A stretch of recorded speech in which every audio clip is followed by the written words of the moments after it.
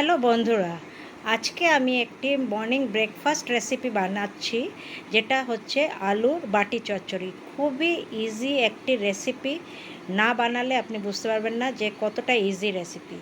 তো তার জন্য আমি দুটো মাঝারি সাইজের আলু পিল অফ করে ছোট ছোট চৌকো আমি পিস কেটে নিয়ে নেব। আর সঙ্গে সঙ্গে আলু যখন কাটবেন জলে দিয়ে দেবেন, যাতে এটি রং না চেঞ্জ হয়, লাল না হয়ে আসে। তো চৌকো করে আমি কেটে নিচ্ছি।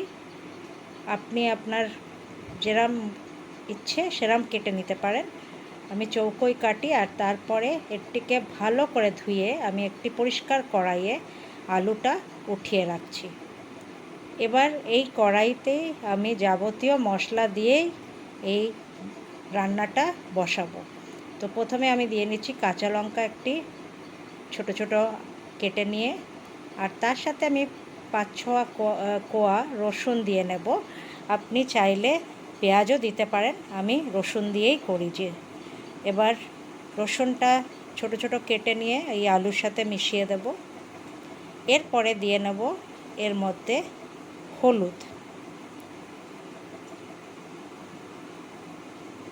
পরিমাণ মতন হলুদ দেওয়া হয়ে গেলে এর মধ্যে আমি দিয়ে নেব কালো জিরে 1 চামচ।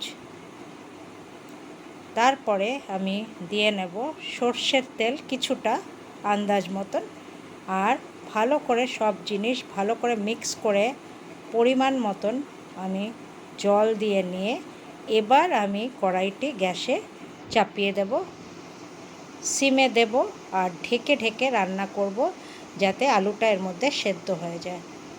খুবই নিউট্রিশিয়াস, বেশি তেল নেই।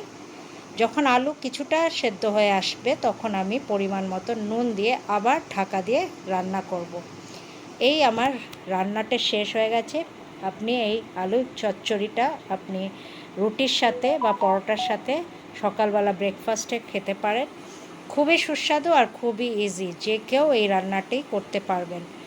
তো এরমই সিম্পল রেসিপি নিয়ে আপনার কাছে আমরা আবার পৌঁছে যাব। তো দেখতে থাকবেন আমার এই চ্যানেলটি, and bye bye and stay tuned to my channel.